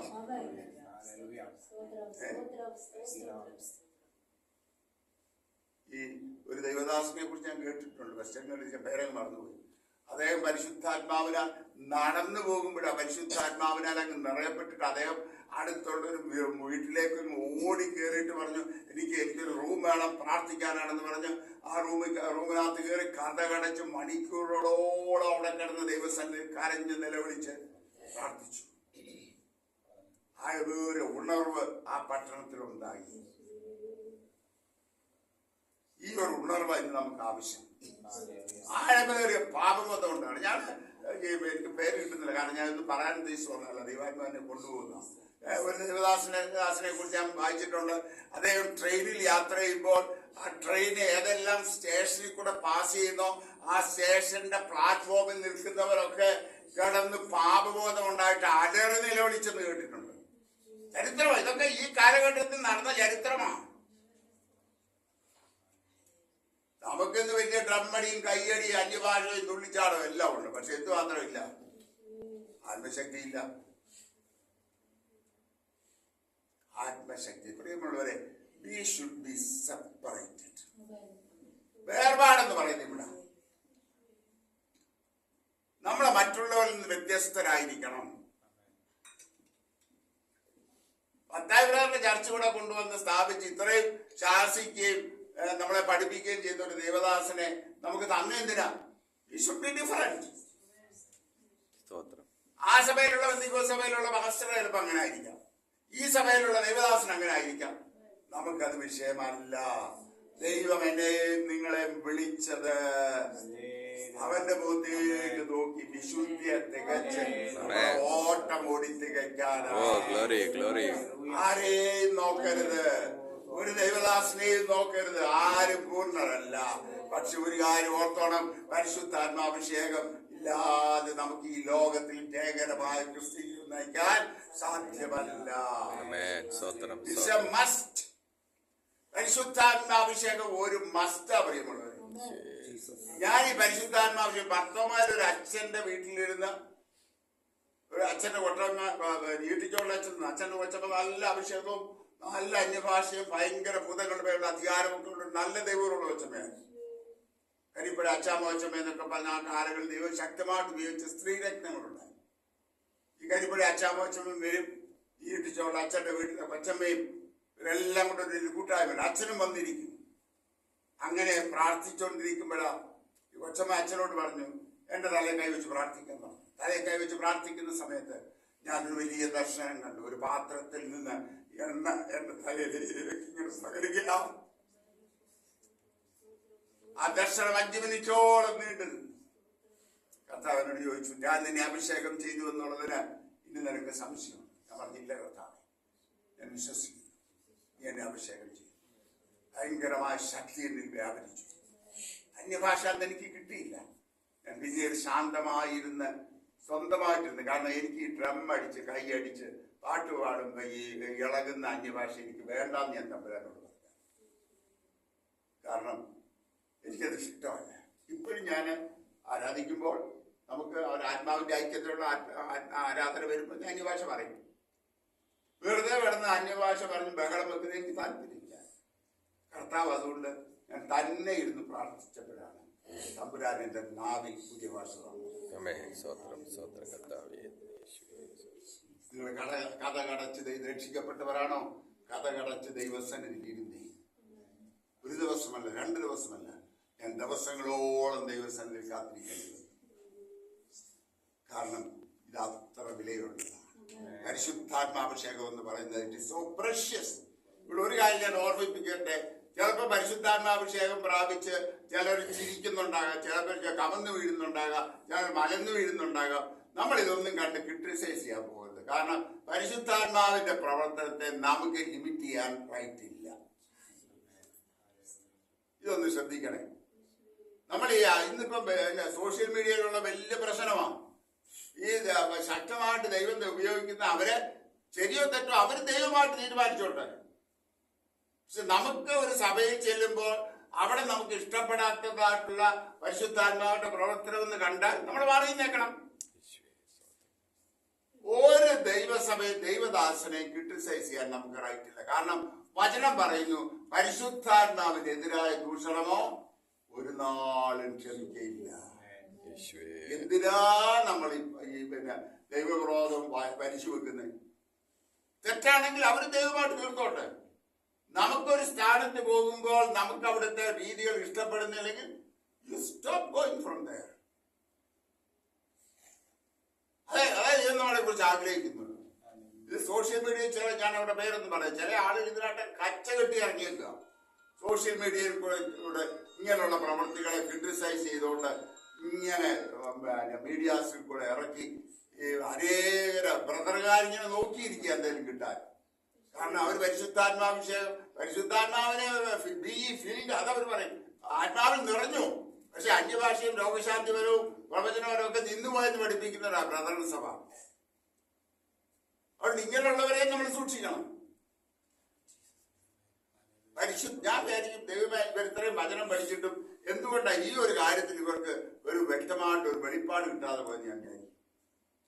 കാരണം ബ്രദറുകാരെ പോലെ വചനം ഇത്ര വളരെ തിട്ടമായിട്ടുള്ളതും പഠിപ്പിക്കുന്നവരെ വേറെ ആരും ഞാൻ കണ്ടിട്ടില്ല. എനിക്ക് ഒരുപാട് ബ്രദർ കൂട്ടുകാരുണ്ട്. പക്ഷെ ഈ ഒരു കാര്യത്തിൽ മാത്രം പിശാച് അവരുടെ കണ്ണു കുരുടാൻ. അതുകൊണ്ട് ബ്രദറൻ സഭ വളരുന്നില്ല. കാരണം പരിശുദ്ധാത്മാവിന്റെ ശക്തിയാൽ നിറഞ്ഞ് അത്ഭുതങ്ങൾ, അടയാളങ്ങൾ, വീര്യപ്രവർത്തികൾ നടക്കുന്ന ഒരു സഭയിലേക്ക് ജനം വരത്തുള്ളൂ. ഇന്നീ നാളുകൾ അതാവശ്യം. കർത്താവ് ഓരോ കാലഘട്ടത്തിലും സഭയുടെ വളർച്ചയ്ക്ക് ആവശ്യമായിട്ടുള്ള കൃപാവരങ്ങൾ നൽകുക എന്നുള്ളത് ദൈവത്തിന്റെ പ്രവൃത്തിയാണ്. ഓരോരുത്തർക്കും അവരവരുടെ അളവ് പകുത്തു കൊടുക്കുന്ന ദൈവത്തിന്റെ പരിശുദ്ധാത്മാവാണ്. നമുക്കത് ക്രിട്ടിസൈസ് ചെയ്യാൻ റൈറ്റ് ഇല്ല. ഇത് കാര്യം ഒന്ന് പ്രത്യേകം ശ്രദ്ധിച്ചോളെ. ഒരാളെ നമ്മൾ ജഡ്ജ് ചെയ്യരുത്. നമ്മുടെ വായിൽ നിന്ന് വേറൊരു ദൈവദാസനെയോ കൂട്ടായ്മയോ കുറ്റം വിധിച്ചുകൊണ്ടുള്ള വാക്കുകൾ വരാൻ ഇടയാകരുത്. ഞാൻ മുമ്പോട്ട് പോകട്ടെ. ദൈവരാജ്യം ഭക്ഷണവും പാനീയമല്ല, നീതിയാണ്, സമാധാനമാണ്. ഈ പരിശുദ്ധാത്മാവിൽ സന്തോഷിക്കാൻ കഴിഞ്ഞാലുള്ള ഗുണം എന്താണെന്ന് അറിയാമോ? പ്രയാസങ്ങളുടെ മധ്യത്തിലും പ്രതികൂലങ്ങളുടെ മധ്യത്തിലും ഒക്കെ നമുക്ക് സന്തോഷിക്കാൻ പറ്റും. അല്ലാത്ത സന്തോഷമുണ്ട്. ഈ സമാധാനം എന്നൊക്കെ പറയുന്നത് നമുക്ക് സകല ബുദ്ധിയെയും കവിയുന്ന ദൈവിക സമാധാനം നമ്മൾ അനുഭവിക്കാൻ കഴിയണമെങ്കിൽ പരിശുദ്ധാത്മാവിഷയം ഉണ്ടേലേ പറ്റത്തുള്ളൂ. അല്ലേ? ലോകത്തിന് തരാൻ കഴിയുന്ന കുറെ സമാധാനമുണ്ട്. പക്ഷെ ആ സമാധാനം താൽക്കാലികമാണ്. പ്രതികൂലങ്ങളും പ്രയാസങ്ങളും വരുമ്പോൾ ലോകമനുഷ്യൻ തകർന്നു പോകും. പക്ഷെ ഏത് പ്രതികൂലം വന്നാലും ദൈവമക്കൾ പിടിച്ചു നിൽക്കും. കാരണം അവൻ അറിയാം അവനെ വിളിച്ച ദൈവം വാക്ക് മാറാത്തവനാണ്. അതുകൊണ്ട് പിടിച്ചു നിൽക്കാൻ കഴിയണമെങ്കിൽ പരിശുദ്ധാത്മാഭിഷേകം നമുക്ക് ആവശ്യമാണ്. കൃപയാലല്ലോ വിശ്വാസം മൂലം നാം രക്ഷിക്കപ്പെട്ടിരിക്കുന്നത്. ഈ കൃപ എന്ന് പറയുമ്പോൾ ഞാൻ നേരത്തെ പറഞ്ഞ അത് ദൈവം നമുക്ക് സൗജന്യമായി തന്നു എന്ന് വിചാരിച്ചുകൊണ്ട് ദൈവം അതിന് കൊടുത്ത വില ചീപ്പായിരുന്നു. അല്ല, സ്വന്തം പുത്രനെ കാൽവറിയിൽ തകർത്തു. അല്ലേ? ആലോചിച്ച് നോക്കിയേ. കർത്താവിന്റെ സ്നേഹം ഒന്ന് ആലോചിച്ച്. ദൈവദൂതന്മാരുടെ സ്തുതിയിൽ വസിച്ചിരുന്നവൻ, പിതാവിന്റെ മടിയിലിരുന്ന ഏകജാതനായവൻ, സകലത്തെ ഉളവാക്കിയവൻ, നമുക്ക് വേണ്ടി കാൽവറിയിൽ അവൻ തുപ്പലും അടിയിൽ നിന്നെയും പരിഹാസവും. അത് ഓർക്കുമ്പോൾ നമുക്ക് കിട്ടുന്ന പരിഹാസം കൂടുതലാണോ? അന്ന് മനു നമുക്ക് കിട്ടുന്ന പരിഹാസം കൂടുതലാണോ? നമുക്ക് കിട്ടുന്ന നിന്ന കൂടുതലാണോ? കർത്താവ് എന്തുമാത്രം നിന്ദിച്ചു അല്ലേ? സൃഷ്ടിതാവിനെ സൃഷ്ടാവ് നിന്ദിക്കുക എത്ര സങ്കടകരമായ. അതുകൊണ്ട് തന്നെയാണ് ഗ്രേസ് എന്നുള്ള വാക്കിന് ഒരു ദേവദാസൻ കൊടുത്ത ഫുൾ ഫോം എന്ന് പറയുന്നത് God's riches at Christ expenses. GRACE full form അതേ കൊടുത്ത God's riches at Christ expense. സ്വന്തം പുത്രനെ കാൽവറിയിൽ തകർത്ത് നമുക്ക് നേടിത്തന്നതാണ് രക്ഷ. അതുകൊണ്ടാണ് ഈ രക്ഷയെ നമ്മൾ അഗണ്യമായി വിചാരിക്കുന്നത്. നമ്മളെ ശുദ്ധീകരിച്ച രക്തത്തെ മലിനമെന്ന് നാം എണ്ണരുതെന്ന് ദൈവത്തിന്റെ വചനം. ഇത് നമ്മളെ ശുദ്ധീകരിക്കുന്ന രക്തം. ഞാൻ മുമ്പോട്ട് പോകട്ടെ. ഇനി ദൈവരാജ്യത്തെ കുറിച്ച് കർത്താവ് പറഞ്ഞപ്പോ കർത്താവ് ഒരുപാട് ഉപമകൾ പറഞ്ഞു. അല്ലേ? എന്തൊക്കെ പറഞ്ഞു കേട്ടെ? ദൈവരാജ്യത്തെ കുറിച്ച് കർത്താവ് എന്തെല്ലാം ഉപമകളാ പറഞ്ഞു? എടുത്ത് ലൂക്കോസിന്റെ സുവിശേഷം, മത്തായിയുടെ സുവിശേഷം 13-ാം അധ്യായത്തിന്റെ 24 മുതൽ 52 വരെയുള്ള വാക്യങ്ങളിൽ ദൈവരാജ്യത്തെ കുറിച്ച് ഒരുപാട് ഉപമകൾ കർത്താവ്. അതിൽ ആദ്യത്തെ ഉപമ നമുക്കൊന്ന് നോക്കാം. 24 മുതൽ 30 വരെയുള്ള വാക്യത്തിലാണ് കാണുന്നത്. ചില വാക്യങ്ങൾ മാത്രം നമുക്കൊന്ന് വായിക്കാം. സ്വർഗരാജ്യം ഒരു മനുഷ്യൻ തന്റെ നിലത്ത് നല്ല വിത്ത് വിതച്ച ഒരു കൃഷിക്കാരനോട് സമം അല്ലെ. അപ്പോൾ ദൈവരാജ്യം എന്ന് പറയുന്നത് നല്ല വിത്ത് വിതയ്ക്കുന്നതാണ്, ഒരു ഫീൽഡാണ്. അപ്പൊ നല്ല വിത്ത് വിതച്ചു, താഴോട്ട് വായിക്കുന്നു കാണാൻ പറ്റും. അതിന്റെ ഇടയ്ക്ക് ശത്രു കൊണ്ടുവന്ന് കളയും വിതച്ചു. അപ്പൊ കള വളർന്നു വന്നപ്പോൾ ദാസന്മാർ ചെന്ന് യജമാനോട് ചോദിക്കുക, യജമാനെ കള പറിച്ചു കളയട്ടോ? കർത്താവ് പറയുന്നു, പറിച്ചു കളയണ്ട, രണ്ടും കൂടി ഒരുമിച്ച് വളർന്നോട്ടെ. കൊയ്ത്താകുമ്പോൾ കള നമുക്ക് തീയിലിട്ട് ചുട്ട് കളയാം. പിന്നെ നല്ലത് ഗോതമ്പ് മണി നമുക്ക് കളപ്പുരയിൽ കൂട്ടിവെക്കാം. ഹല്ലേലൂയ. ഈ പലരും ചോദിക്കുന്ന ഒരു ചോദ്യമുണ്ട്, ദൈവം ഇത്ര ശക്തനാണെങ്കിൽ, ഇത്ര വലിയവരാ ദൈവമാണെങ്കിൽ, ഈ ദൈവത്തിന് എതിരായി സംസാരിക്കുന്നവരെ ഒക്കെ അങ്ങ് നശിപ്പിച്ചാ പോരെ? നശിപ്പിച്ചാ പോരെ? ദൈവത്തിന് ഒറ്റ വാക്കുകൊണ്ട് ദൈവത്തിനെതിരായി പ്രവർത്തിക്കുന്നവരെല്ലാം നശിപ്പിക്കാൻ പറ്റത്തില്ലയോ? പറ്റത്തില്ലയോ? പറ്റും. ദൈവത്തിന് അതൊരു പ്രശ്നമേ അല്ല. നോഹയുടെ കാലത്ത് വെള്ളപ്പൊക്കം മൂലം എല്ലാത്തിനും തട്ടിച്ചില്ലയോ? അല്ലെ, നോഹയും കുടുംബത്തെ മാത്രമേ ദൈവം രക്ഷിച്ചുള്ളൂ. പക്ഷെ ഇന്ന് കൃപായുഗമായതുകൊണ്ട് ദൈവം നമുക്ക് കാലങ്ങൾ നീട്ടിത്തരിക. എപ്പോൾ വരെ? ഒരു കൊയ്ത്ത് നടക്കുന്ന ഒരു ദിവസമുണ്ട്. കൊയ്ത്ത് നടക്കുന്ന ദിവസമേ കതിരും പതിരും തമ്മിൽ തിരിച്ചറിയത്തുള്ളൂ. നമ്മൾ ഗോതമ്പ് മണിയാണെങ്കിൽ നാം അവന്റെ കളപ്പുരയിലേക്ക് ചേർക്കപ്പെടും. നമ്മൾ കളയാണെങ്കിൽ നാം തീയിലിട്ട് ചുട്ടുകളയുന്ന അനുഭവത്തിലേക്ക് വരും. അതാണ് ഒന്നാമത്തെ കർത്താവിന്റെ ഉപമയുടെ അർത്ഥം. രണ്ടാമത് 31, 32 വാക്യങ്ങൾ.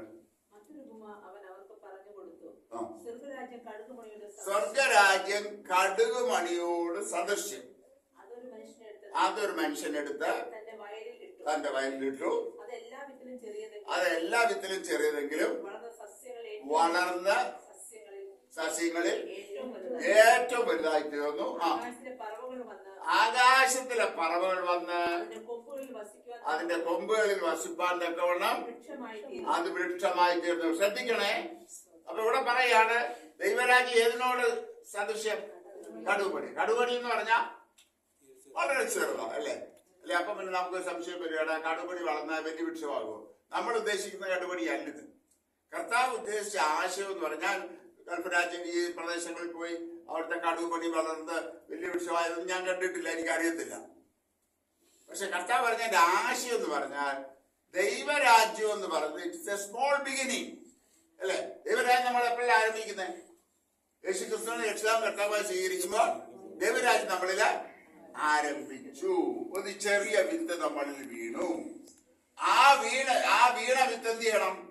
വളർന്ന് ഫലം കായ്ക്കണം. അത് നല്ല നിലത്ത് വീണതുപോലെ ആയിരിക്കും. കർത്താവ് വേറൊപ്പം പറഞ്ഞിട്ടുണ്ട്, വിത്ത് വിതയ്ക്കാൻ പുറപ്പെട്ടു, ചിലത് നല്ല ചിലത് പാറമേൽ വീണു, വെയിലടിച്ചപ്പോൾ അത് വാടിപ്പോയി. ചിലത് മുള്ളിന്റെ ഇടയിൽ വീണു, മുള്ള അതിനെ ജെരുക്കി കളഞ്ഞു, ശരിയായ വിധത്തിൽ ഫലം കൊടുത്തില്ല. ചിലത് നല്ല നിലത്ത് വീണു, 30, 60, 100 മേനിയായി വിളഞ്ഞു. അപ്പൊ നമ്മൾ ആരുടെ കൂട്ടത്തിലായിരിക്കണം? എല്ലാവരും ഒന്ന് ഉറക്കം പറഞ്ഞേ. നല്ല വിത്ത്, നല്ല നിലത്ത് വീണ നല്ല വിത്ത് പോലെ 30, 60, 100 മേനി ഫലം കായ്ക്കുന്നവരായിരിക്കാൻ ദൈവം നമ്മളെ ഓരോരുത്തരെയും സഹായിക്കുമാറാണ്. അവിടെ ഒരു കാര്യം ശ്രദ്ധിച്ചോ, ചിലര് 30, ചിലര് 60, ചിലര് 100. കർത്താവിന്റെ ഒരു പോക പറഞ്ഞു, 1 താലന്ത്, 2 താലന്ത്, 5 താലന്ത് അല്ലേ. എനിക്ക് തന്നിരിക്കുന്ന താലന്തല്ല ബിജു ബ്രദറിനുള്ള താലന്ത്. ബിജു ബ്രദറിനുള്ള താലന്തല്ല ബാബു ബ്രദറിനുള്ള താലന്ത്. ബാബു ബ്രദറിന്റെ താലന്തല്ല ജോർജ് ബ്രദറിനുള്ള താലന്ത്. ഓരോരുത്തർക്കും വ്യത്യസ്തങ്ങളായ അളവിലാണ് ദൈവം താലന്തുകൾ നൽകുന്നത്. എനിക്ക് ദൈവം 5 താലന്ത് തന്നിട്ടുണ്ടെങ്കിൽ ഞാൻ 5 താലന്തും വ്യാപാരം ചെയ്യണം. അതുകൊണ്ട് ഞാൻ 5 കൂടെ നേടണം. നിനക്ക് ഒരു താലന്തേ ദൈവം തന്നല്ലോ. നീ ഒരു താലന്ത് പ്രയോജനപ്പെടുത്ത, ഒരു താലന്തൂടെ കുഴിച്ചിടാതിരിക്കെ. ദൈവം അതാണ് നമ്മളെ പഠിപ്പിക്കുന്നത്. അതുകൊണ്ട് നമുക്ക് ഇല്ലാത്ത കഴിവൊന്നും ദൈവം നമ്മളോട് ചോദിച്ചു. മോശയെ ദൈവം വിളിച്ചു. മോശയെ വിളിച്ചപ്പം മോശ പറഞ്ഞു, ഞാൻ ബപ്പ അടിക്കുന്നവനാ, വിക്കുള്ളവനാ. ഈ വിക്കവനെ ഇവിടുന്ന് കിട്ടി. വിക്ക് എവിടുന്ന് കിട്ടി? രാജകൊട്ടാരത്തിൽ ഇരുന്നപ്പോ അവന് വിക്കുണ്ടായിരുന്നു? രാജകൊട്ടാരത്തിൽ അവന് വിക്കൊന്നുമില്ലായിരുന്നു. അവൻ സകല വിദ്യയിലും നൈപുണ്യം പ്രാപിച്ച് വളരെ മിടുക്കനായിരുന്നു. പക്ഷെ 40 വർഷത്തെ മരുഭൂയാത്ര കഴിഞ്ഞപ്പം ആടുകൂടിന് എങ്ങനെ ശബ്ദം ഉണ്ടാക്കുന്നേ? May may. ഇവനും എങ്ങനായി? മോശ എങ്ങനായിപ്പോയി? മ്യാവ് മ്യാവ് പോലെ ആയിപ്പോയി അല്ലേ? ഇവൻ അവിടുന്ന് തുടങ്ങിയ വീക്ക് ദിവസം അടിച്ചാടൊന്നുമില്ലേ? നിങ്ങളെന്നെ നാളെ ക്രൂശിക്കരുത്, നാളെ എന്നെ ക്രൂശിക്കരുത്. ഇവിടെ വലിയ സത്യമുണ്ട്. നമ്മൾ എവിടെ ആയിരിക്കുന്നു അത് നമ്മളെ സ്വാധീനിക്കും. ഈ അന്യ സത്യം പറയാൻ ഞാനിത് പറഞ്ഞു. നമ്മൾ ആയിരിക്കുന്ന സാഹചര്യങ്ങളൊക്കെ ശ്രദ്ധിച്ചോണം. സാഹചര്യങ്ങളുടെ മുകളിൽ നമ്മൾ നിന്നോണം, സാഹചര്യങ്ങളുടെ അടിയിൽ നമ്മൾ അകപ്പെട്ടു പോകും. ഈ സാഹചര്യം ഒന്നും നമുക്ക് മാറ്റാൻ പറ്റത്തില്ല. ഈ ജോലി സ്ഥലത്തുള്ളവരെ മുഴുവൻ നമുക്ക് മനസ്സാന്തരപ്പെടുത്താൻ പറ്റുമോ? ഇല്ല. പക്ഷെ നമ്മൾ അവരുടെ ഇടയിൽ പെട്ടുപോകരുത്. നമ്മുടെ സാക്ഷ്യം നഷ്ടപ്പെടാതെ സൂക്ഷിച്ചു. അപ്പോൾ ഞാൻ പറഞ്ഞു വന്നത്, വിളയോട് ഒരു യജമാനൻ വിള നഖം കടുമണിയോട് സദൃശ്യം. അപ്പോൾ ചെറിയൊരു തീരുമാനം, പക്ഷെ ആ തീരുമാനം എന്ത് ചെയ്യുന്നു? നമ്മളെ വളരണം. വളരാൻ എന്ത് വേണം? ദൈവത്തിന്റെ വചനം പഠിക്കണം, കൂട്ടായ്മ വേണം, ഇതേപോലുള്ള ആരാധന വേണം, ഒരു ദൈവസഭയുമായി ചേർന്ന് നിൽക്കണം. ഇതെല്ലാം നമുക്ക് ആത്മീയമായ വളർച്ചയ്ക്ക് ആവശ്യമാണ്. ഇതൊക്കെ നമ്മളെ ആത്മീയമായി വളർത്തുന്നത്. അങ്ങനെ ആത്മീയമായി നാം വളർന്ന് പക്വത പ്രാപിച്ചു കഴിയുമ്പോൾ നമ്മൾ അനേകർക്കൊരു അനുഗ്രഹമായി. ദൈവം അബ്രാഹാമിനോട് പറഞ്ഞു, അബ്രാഹാമേ, ഞാൻ നിന്നെ അനുഗ്രഹിച്ച് വലിയൊരു ജാതിയാക്കും, നീ അനേകർക്ക് അനുഗ്രഹമായി തീരും. ഏറ്റവും വലിയ അനുഗ്രഹം എന്ന് പറയുന്നത് എന്തുവാ? The greatest blessing is to become a blessing for others. Amen. മനസ്സിലായോ? The greatest blessing is to become a blessing for others. മറ്റുള്ളവർക്ക് നീ ഒരു അനുഗ്രഹിക്കപ്പെട്ട മനുഷ്യനായി തീരുന്നതാണ് ഏറ്റവും വലിയ അനുഗ്രഹം എന്ന് പറഞ്ഞാൽ, മത്തായി ബ്രദർ പറഞ്ഞ പോലെ നമ്മളൊരു വീട്ടിലോട്ട് കയറി ചെന്നാൽ, മുടിഞ്ഞവൻ വരുന്നു, നീ എങ്ങനാവെന്ന് പറഞ്ഞു വിടുന്നത് എന്ന് ചിന്തിക്കാനിടയാകരുത്. ഒരു ദൈവദാസൻ, ഒരു ദൈവ മകൻ എൻ്റെ വീട്ടിലേക്ക് വരുന്നു, എന്ത് സന്തോഷം! ഒരുമിച്ചുള്ള കൂട്ടായ്മ. പറഞ്ഞ പോലെ ഒന്നും കഴിക്കാൻ കൊടുത്തില്ലെങ്കിലും ഒരുമിച്ചുള്ള സന്തോഷം, ഒരുമിച്ചുള്ള കൂട്ടായ്മ, ഒരുമിച്ചുള്ള പ്രാർത്ഥന. ഇതാ നമ്മൾ മറ്റുള്ളവർക്ക് ഒരു അനുഗ്രഹമായി മാറണം. വലിയൊരു വൃക്ഷമായി തീർന്ന അതിന്റെ തണലിൽ അനേകര് അഭയം പ്രാപിക്കുന്നതായി മാറും. നമുക്കറിയാം, ഒരു വൃക്ഷത്തിന്റെ തണലുണ്ടെങ്കിൽ എന്തോ ഒരു അനുഗ്രഹമാണ് അല്ലെ. ഇതുമാത്രം പക്ഷികളുണ്ട്. ഞങ്ങളുടെ വീടിന്റെ തൊട്ടടുത്ത് വലിയൊരു വാഗമരമുണ്ട്. അത് ഭയങ്കര വലുതായിരുന്നു. അത് ഈയിടെ അവിടെ വീട് വെക്കാൻ വേണ്ടി മുറിച്ചു കഴിഞ്ഞപ്പോ അവിടെ വന്നോണ്ടിരുന്ന പക്ഷികൾ പലതും വരാതെ, മറ്റേ എന്തെല്ലാം പക്ഷികളാണെന്ന് അറിയാമോ? ഞാൻ പലപ്പോൾ എനിക്ക് ഇത് വലിയ ഇഷ്ടമായി ഇതിനെ കാണുന്നത്.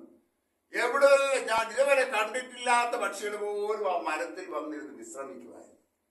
ഞങ്ങൾക്ക് എന്തോ ഒരു തണുപ്പായിരുന്നു എന്നറിയാം. ആ പ്രദേശത്തുള്ള 3-4 വീടുകൾക്ക് നല്ല തണുപ്പായിരുന്നു. അപ്പോൾ ഒരു വൃക്ഷം വളർന്നു വന്നു കഴിയുമ്പോൾ അനേകർക്ക് അത് തണുപ്പായി തീരുന്നു, അനേക പക്ഷികൾക്ക് അത് ഒരു സങ്കേതമായി തീരുന്നു.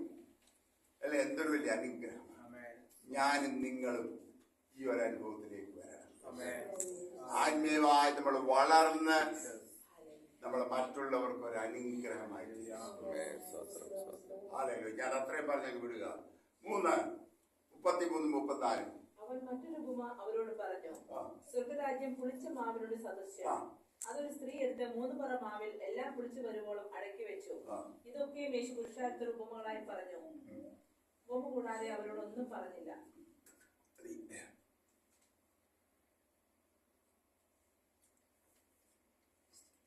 സ്വർഗരാജ്യം എന്തിനോട് സദൃശ്യം? പുളിച്ച മാവിനോട് സദൃശ്യം അല്ലേ? സഹോദരിമാർക്കറിയാം അപ്പം ഉണ്ടാക്കുന്ന എങ്ങനെ? അപ്പം, പാലപ്പം, എന്തൊക്കെയാ പേരുകൾ തന്നെ അല്ലേ? എന്ത് രുചിയാ അല്ലേ? വെള്ളയപ്പം അല്ലേ? അതിനകത്ത് നല്ല മട്ടൺ സ്റ്റൂ കറിയും കൂടെ കിട്ടിയാൽ എന്തൊരു രുചി അല്ലേ? ഭർത്താവിടെ പറയും. ഭർത്താവിന്റെ ഉൾപ്പെടെ വായിൽ വെള്ളം വന്നു.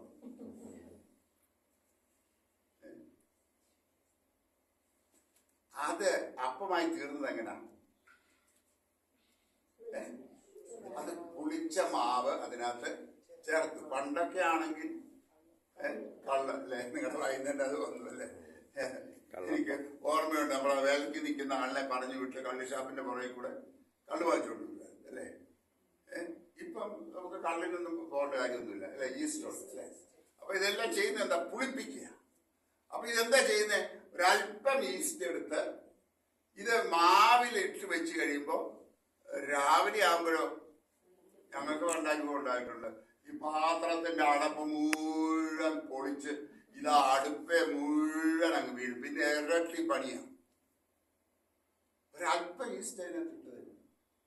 ആ മാവിനെ മുഴുവൻ പുളിപ്പിച്ച് മാവ് പുളിക്കാതിരുന്ന അപ്പത്തിന് രുചി കാണുന്നു? ഭയം കാണുന്നു?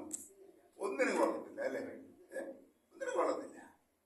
അപ്പോ നമ്മൾ മറ്റുള്ളവരെ പുളിപ്പിക്കുന്നവരും നമ്മളായിരിക്കുന്ന സാഹചര്യങ്ങളെ അനേകരെ ഈ ദൈവകൃപയിലേക്ക് നടത്തുന്നവരുമായിരിക്കണം. അതാ ദൈവരാജ്യത്തിന്റെ അതാ കർത്താവ് പറഞ്ഞത്.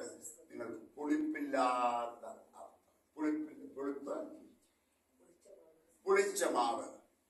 പുളിച്ച മാവായി തീരണം. ദുരുപദേശത്തിന്റെ പുളിച്ച മാവ് വേറെ ഉണ്ട്, അതല്ല ഞാൻ പറഞ്ഞത്.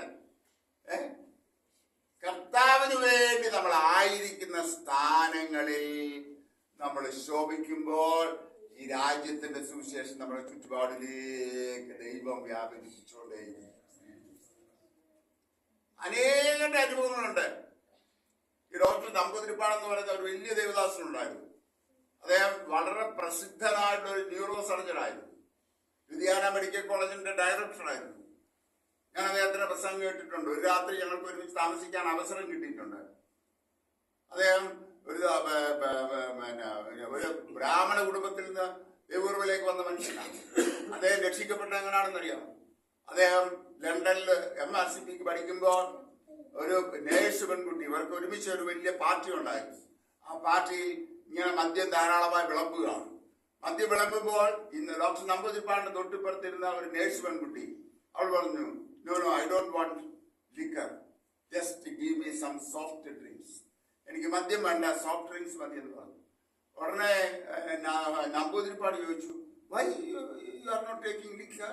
What is the reason?" ഉടനെ ഈ നേഴ്സ് പെൺകുട്ടി പറഞ്ഞു, "Because I am a Christian."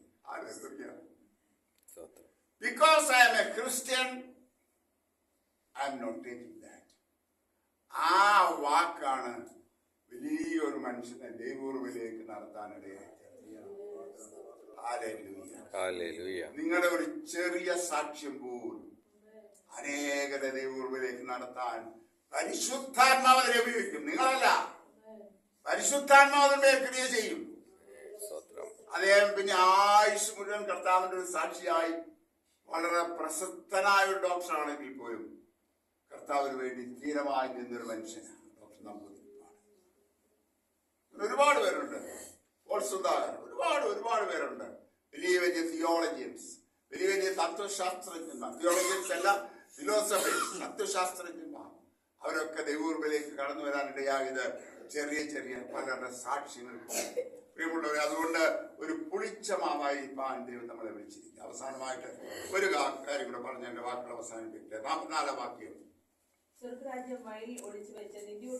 വയലിൽ ഒളിച്ചു വെച്ച നിധിയോട് സദൃശ്യം. Hidden treasure. അടുത്തോടെ വായിച്ചു.